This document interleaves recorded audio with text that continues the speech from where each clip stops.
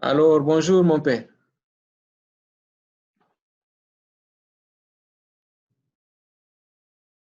Attends, il se connecte encore. Bonjour mon père. Je ne vous Bonjour, entends père. pas. Activez le micro, activez le micro.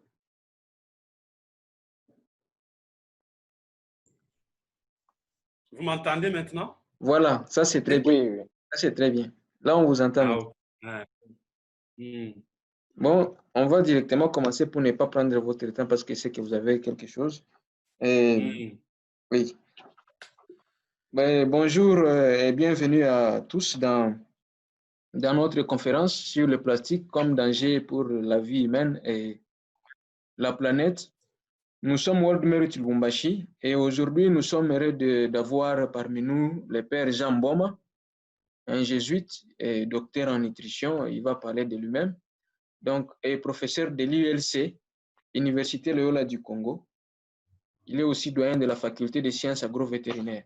Euh, il va nous aider à comprendre davantage les effets du plastique comme emballage et comme déchets et les effets du plastique sur notre santé de telle sorte que, à partir d'aujourd'hui, nous puissions agir en connaissance des causes. Encore une fois de plus, mon père, bienvenue chez Old Merit Lubumbashi. Et Merci beaucoup.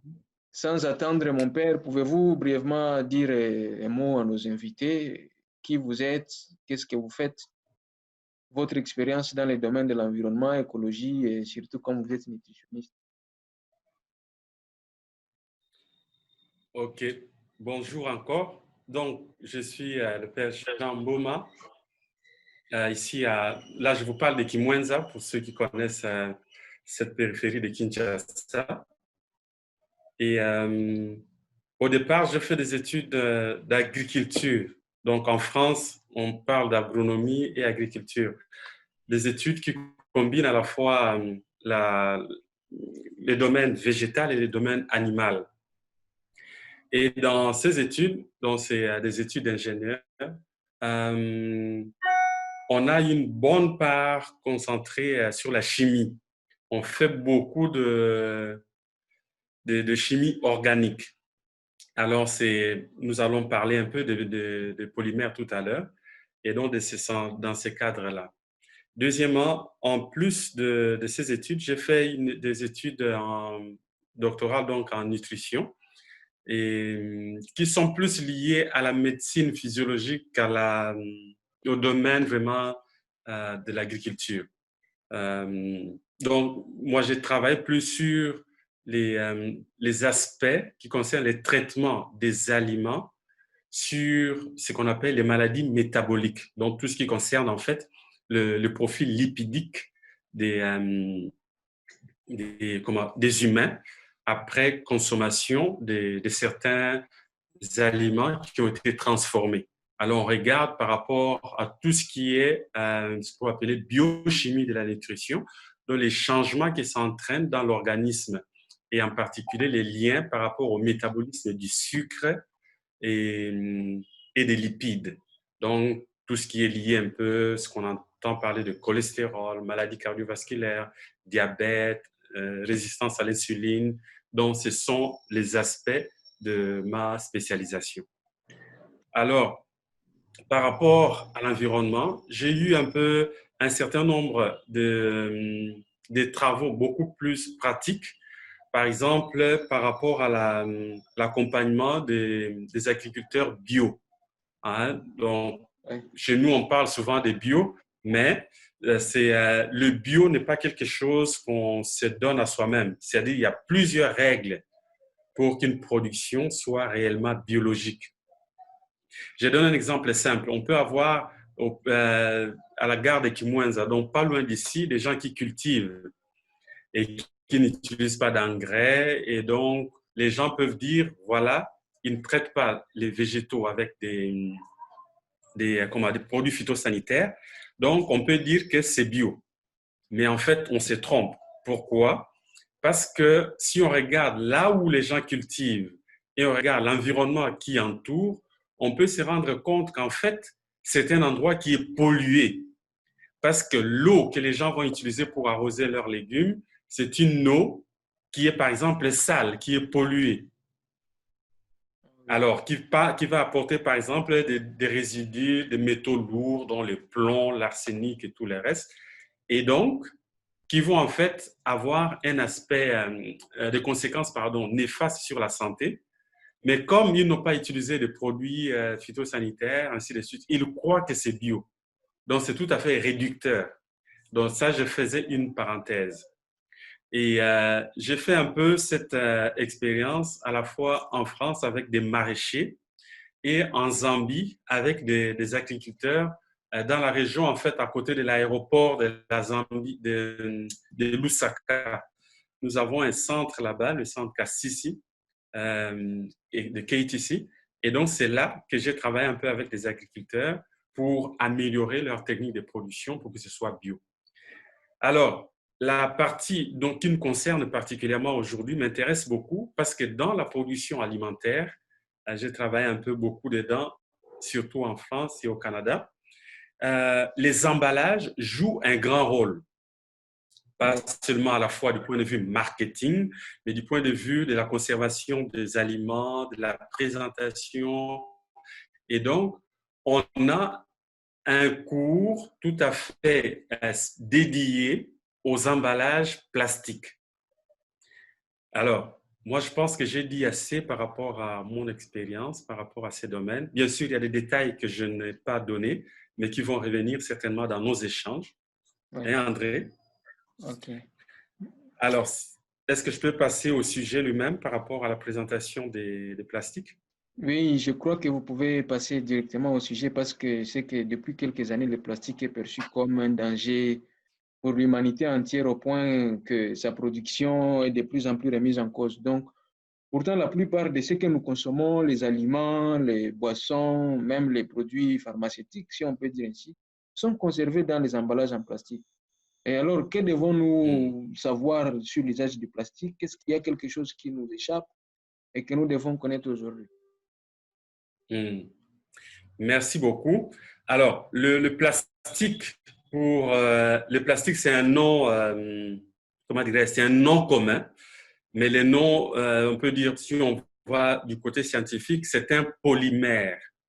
Alors, le plastique, il a commencé quand? Autour de 1900, au début des années 1900, 1920, 1930. Et ça a été en fait une révolution au départ pour les emballages qui pouvaient être réutilisables ou, comment on dit, disposable, jetables, donc usage unique.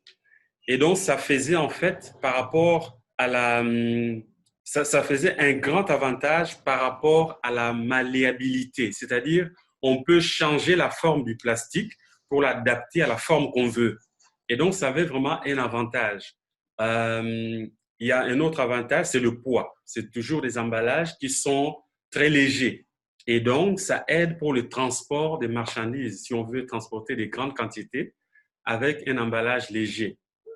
Et donc, c'était vraiment une révolution, les plastiques. Alors, ce qu'il convient de savoir, il y a plusieurs types de plastiques. Donc, ce qu'on appelle les plastiques, par exemple, que nous allons avoir des sachets plastiques ou des sacs plastiques, ce qu'on appelle des thermoplastiques, c'est-à-dire qu'ils peuvent changer de forme, comme les plastiques, par exemple, les sachets plastiques, comme on voit. C'est quelque chose qui est très léger, très, par rapport à la température, qui peut aussi s'étirer. Alors, on a aussi ce qu'on appelle comment on appelle ça, des thermoplastiques qui sont beaucoup plus durs, donc qui peuvent résister, par exemple, à la température. Vous avez, par exemple, le plastique qu'on va utiliser comme dans nos tuyaux, le PVC. Et donc, ce qui est important à noter, si nous commençons à la base, un polymère, c'est bien sûr un assemblage de plusieurs petites molécules. C'est ça qui constitue en fait un polymère. Et donc, le plastique est à la base de petites molécules qu'on a rassemblées par rapport, si on connaît les réactions chimiques en chimie organique, on va comprendre comment on les fait. Donc, des petites molécules qu'on va rassembler et qui vont constituer un polymère donc, auquel on peut donner plusieurs formes. Alors, ce qui est important, c'est qu'on peut justement, à partir de ce polymère, ajouter ce qu'on appelle des adjuvants qui vont faire en sorte qu'on accorde au plastique plusieurs propriétés.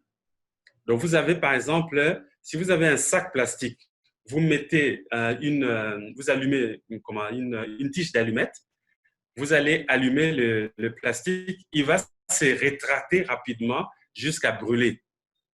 Mais si vous avez le PVC, par exemple, vous prenez, vous allumez, vous allez voir qu'il ne va pas s'allumer de la même manière que le sac plastique.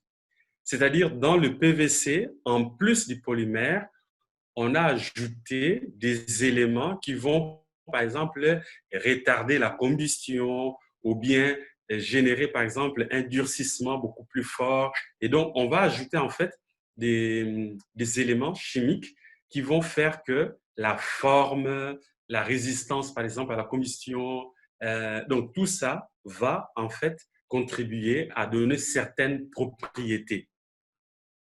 Je donne un autre exemple. Vous connaissez, par exemple, dans les industries agroalimentaires, je n'ai pas encore vu ici chez nous, mais ailleurs, le pavement des industries agroalimentaires n'est pas comme n'importe quel pavement. Donc, on va ajouter ce qu'on appelle une résine époxy.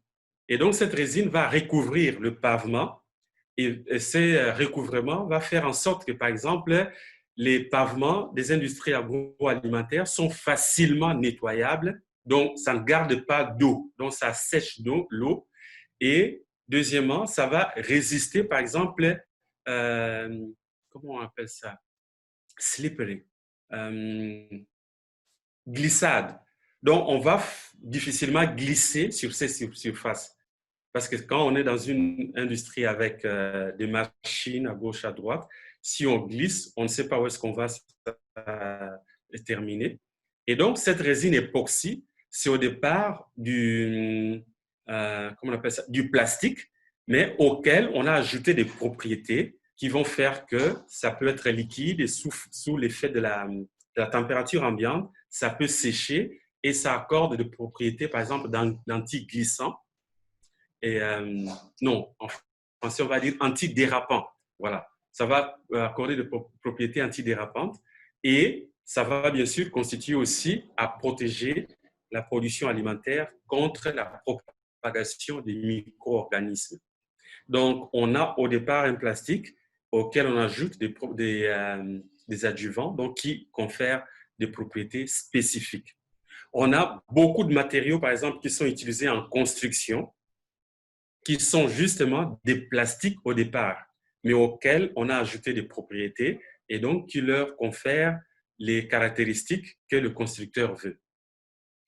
Alors, si nous revenons aux plastiques qui sont utilisés pour les emballages, vous connaissez les polyéthylènes, donc, entre parenthèses, tout ce qui a N en chimie, donc ce sont des composés qui ont une double liaison. Alors, comme ils ont une double liaison, donc à partir de cette double liaison, on peut ouvrir pour insérer une autre molécule et donc il va faire justement cette, comment on appelle ça, la polymérisation, donc pour former les polymères. Donc, les polyéthylènes, qui va être dans le plastique de base, donc on va retrouver dans nos sachets et autres, mais auxquels on peut ajouter d'autres adjuvants, d'autres composés chimiques pour changer de propriétés. Alors, pour chaque plastique, il y a toujours ce qu'on appelle la capacité de transfert ou le taux de transfert. Ça veut dire quoi? Si je prends un plastique et je mets de l'eau dedans, je donne à ma grand-mère ou je ne sais pas, elle peut enlever l'eau, par exemple, mettre du pétrole, mettre de l'huile dedans. Or, normalement, le plastique n'est pas interchangeable à cause justement de cette propriété de transfert. Qu'est-ce que ça veut dire? Quelqu'un, comment on doit appeler ça? Un profane qui regarde le plastique, il voit le plastique comme une matière inerte. Donc, je prends ma bouteille d'eau, je bois de l'eau et puis je jette ou bien j'ajoute, je ne sais pas. Ils voient ça comme une matière inerte. Or, dans la réalité, le plastique n'est pas une matière inerte.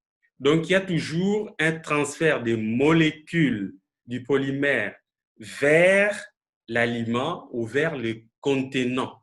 Ou le, non, pardon, on doit dire contenant ou contenu? Contenu. Donc, si j'ai mon eau, il y a toujours des molécules de plastique, entre guillemets, de polymères, qui vont se retrouver dans l'eau. Donc, l'eau que je bois n'est pas une eau, comme on dit souvent dans les rues de Kinshasa, l'eau pure. Il y a toujours des molécules de plastique qui sont transférées dans l'eau. Mais les fabricants étudient cela pour minimiser la quantité de plastique transférée dans l'aliment ou la boisson. C'est pour cela, quand vous prenez par exemple une bouteille d'eau qui est fabriquée dans des conditions normales, on va explicitement indiquer cette bouteille est faite exclusivement pour contenir de l'eau. Parce qu'on a étudié le taux de transfert entre l'eau et la bouteille et ce transfert est tellement bas qu'il ne cause aucun effet adverse à la santé. Par contre, si vous prenez par exemple la même bouteille et vous mettez de l'huile, mais les fabricants n'avaient pas étudié les taux de transfert entre la bouteille et l'huile, qu'est-ce qui va avoir comme conséquence?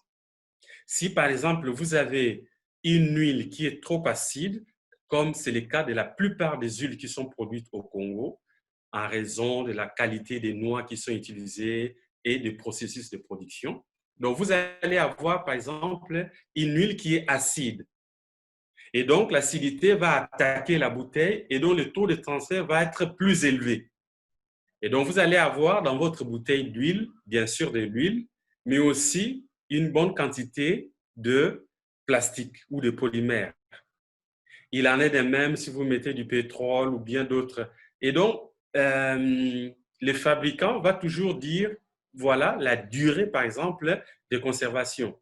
Et on va indiquer clairement que vous avez mis de l'eau aujourd'hui, donc cette eau sera valable, par exemple, dans, je ne sais pas, jusque 10 mois ou bien une année. Mais cela a été calculé parce qu'on a été l'exposition aux rayons solaires, ainsi de suite. Tout cela fait partie des paramètres que le fabricant a déjà calculés et qui vont faire en sorte que l'eau peut être gardée pendant un temps X. Donc, si vous conservez votre eau à une température élevée, quand vous regardez par exemple la vente de l'eau ou bien de boissons sucrées chez nous, on expose les bouteilles à la chaleur. On les transporte sans couvrir. Donc, et puis, les gens qui les vendent devant les marchés ou bien devant les magasins, les gardent à la température ambiante et les exposés au soleil. Dans ces cas-là, les conditions du fabricant ne sont pas respectées. Donc, on va retrouver plus de molécules dans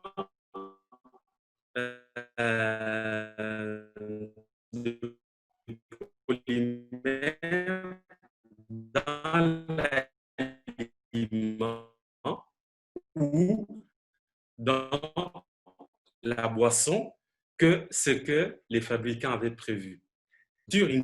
Mais ça, c'est ce que j'appellerais une pas en compte tous ces éléments-là. Alors, donc déjà, du point de vue de base, on ne respecte pas comment on appelle ça? Si on ne respecte pas déjà les conditions de conservation, c'est-à-dire le contenu, la température, le pH et l'exposition à la chaleur ou à la lumière solaire. Donc, de ce point de vue déjà, le plastique peut être nocif à la santé. Un deuxième point où le plastique peut être nocif à la santé peut venir, je ne sais pas si vous avez su, il y a eu beaucoup de bruit à côté, comment dirais-je, au sujet du BPA. de biphosphate, Oui. bisphosphate, pardon.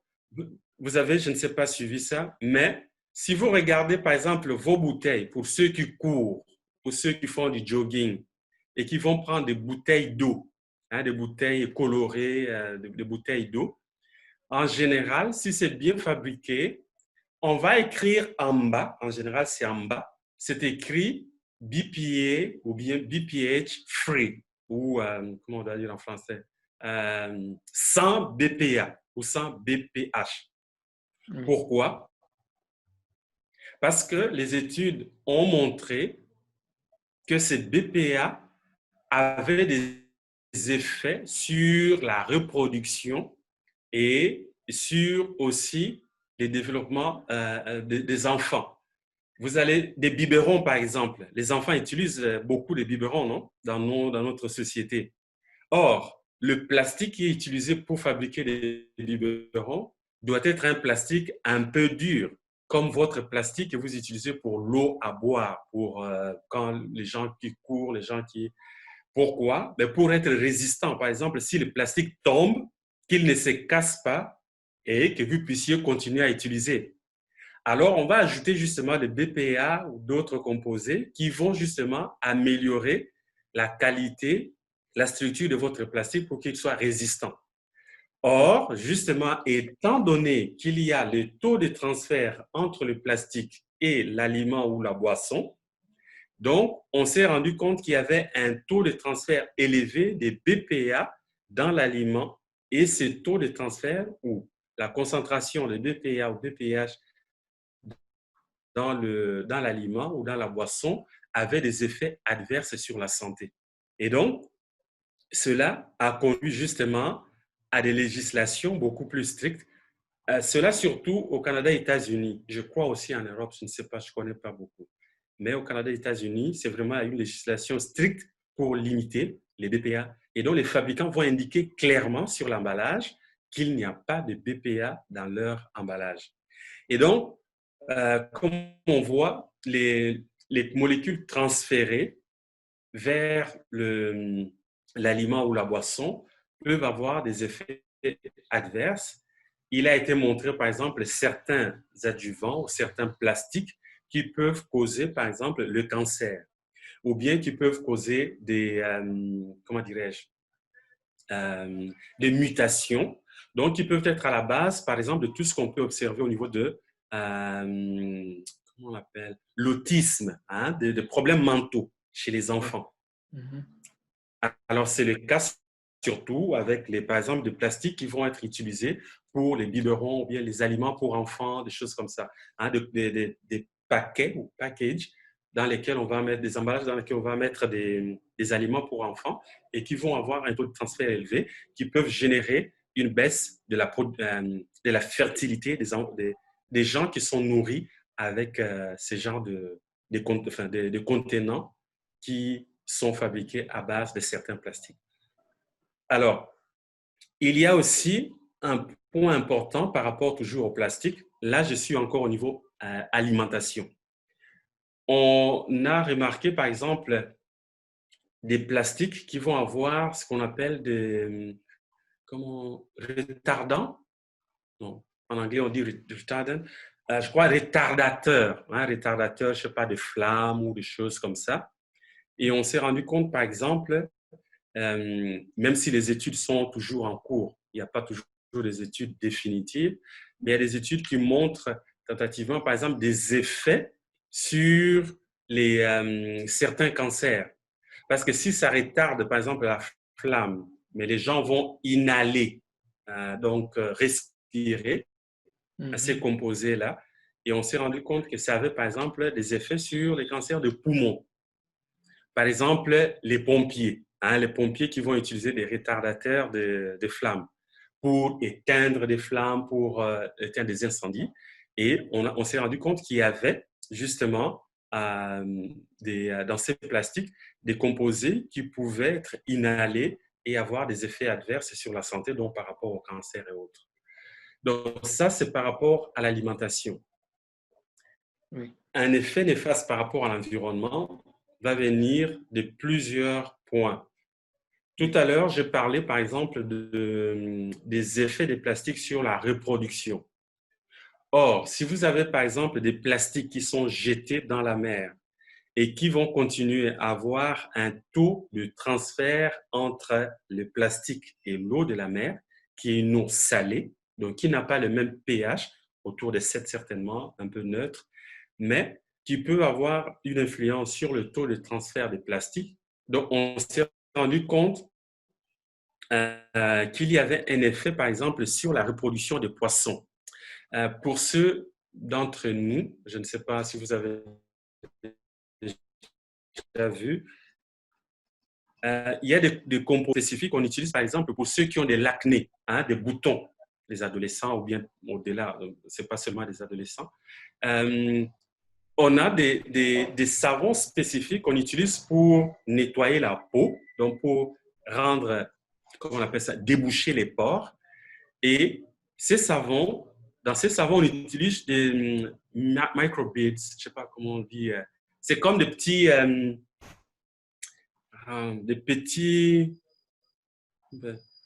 boules de plastique. Donc, des micro-boules, en fait. C'est des petites, vraiment, ce n'est pas très visible à l'œil nu. Oui. Mais on les met dans ce type de savon, dont les ouvrir leurs pores et déboucher les pores, donc pour rendre la peau plus respirante. Et on s'est rendu compte que ces microplastiques sont bien sûr après de la douche, ils sont rejetés vers la mer ou vers les cours d'eau, que ça avait un impact négatif sur la reproduction des poissons. Et donc, d'un point de vue nutritionnel, on a en fait plus la baisse de la reproduction des poissons va générer, bien sûr, la baisse de la production des poissons et donc va avoir un impact important sur la santé humaine. Pourquoi? Parce que dans le poisson, on a des acides gras polyinsaturés qu'on ne va pas trouver ailleurs dans l'alimentation humaine et que l'homme doit prendre dans l'alimentation qui vient des poissons. Et donc, si vous baissez la reproduction des poissons, vous baissez la quantité des poissons, vous baissez en fait la quantité de des acides gras essentiels qui vont être utilisés en particulier dans le cerveau. Dans le cerveau. Et donc, ça va avoir un impact important sur la croissance mentale des enfants. Et donc, c'est un effet indirect. Alors, un autre point qui va être important par rapport, bien sûr, ça va polluer, qui va avoir un impact important sur la pollution, c'est que les plastiques vont avoir du mal, surtout ceux qui sont jetés, vont avoir du mal, vont empêcher ou bien vont retarder la capacité de l'eau à pénétrer dans le sol. Donc, l'eau va être en surface et donc va générer beaucoup d'inondations. Quand vous regardez, par exemple, quand il pleut ici à Kinshasa, beaucoup d'avenues sont inondées. C'est lié à quoi? Mais quand vous commencez à creuser la terre, vous voyez qu'il y a beaucoup de plastique. Donc, nos rues ont beaucoup de plastique. Donc, ça empêche l'eau d'entrer dans le sol et donc l'eau va stagner. Et donc, ça va générer l'inondation. Mais ça va aussi générer quoi? L'inondation va générer certaines maladies parce que l'eau sale va être en surface. Les enfants qui jouent, les gens qui vont se promener pieds nus et ainsi de suite. Donc, ça va avoir un impact réellement sur la santé humaine tout en polluant les sols. Je crois qu'il ne nous reste pas beaucoup de temps. Je vais faire bref. Donc, les plastiques donc, par rapport à l'environnement vont empêcher, bien sûr, l'infiltration de l'eau dans le sol, générant comment on appelle ça, les inondations, mais aussi réduisant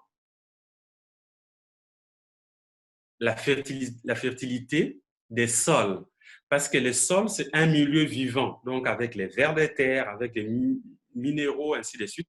Tant que l'eau n'entre pas dans le sol, donc la vie sur les sols deviennent plus ou moins stériles ou bien moins producteurs, pardon. Et donc, ça va générer en fait un impact important sur la production agricole.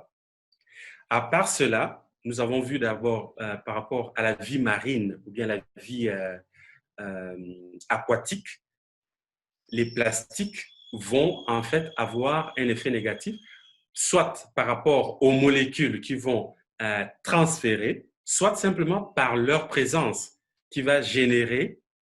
On a vu, je ne sais pas, vous avez déjà vu, je ne sais pas qui prend un truc pour manger ou pour ingurgiter, mais bien sûr, il ne peut pas avaler du plastique. Et donc, ça génère des accidents au niveau des animaux marins ou bien au niveau des poissons, au niveau de la vie aquatique. Alors, un point qui est très important, qui pose problème au niveau de l'environnement par rapport au plastique, c'est lié surtout à la difficile dégradabilité des plastiques. Comme il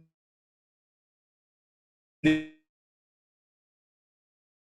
se dégradent pas, donc ils se conservent pendant longtemps, donc lent. Alors, là où, par exemple, les recyclages, bien sûr, le problème ne se pose pas de la même manière. Mais cela se pose surtout avec acuité dans notre contexte où nous avons du mal déjà à recycler les plastiques.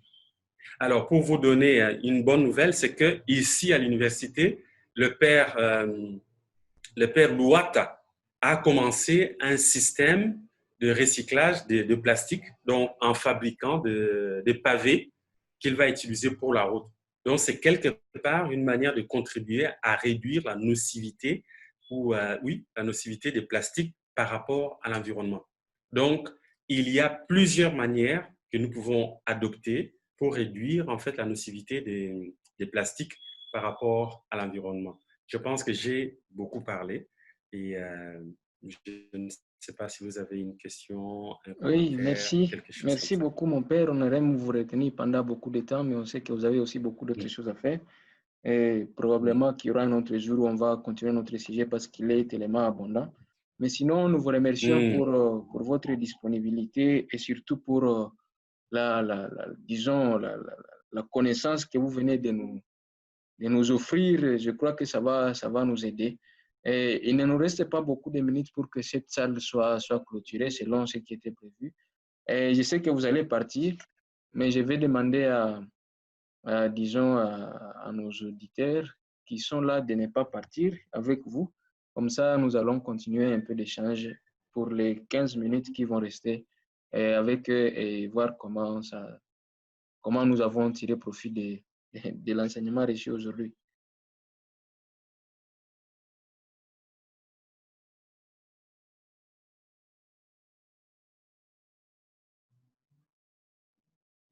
Voilà. Et donc, je vais couper Jean-Baptiste et les autres. Voilà, vous pouvez activer vos micros. Euh,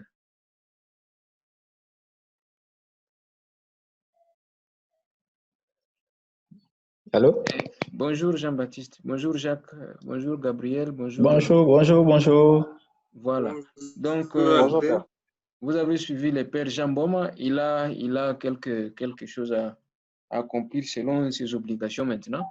Donc, il est parti. Nous allons continuer juste pour quelques minutes. Donc, je vais vous demander d'activer le micro, mais je vais couper d'abord la salle et puis je, je relance. Je relance comme ça, vous recommencez encore parce que j'avais prévu, ce que j'ai prévu doit durer pendant 40 minutes.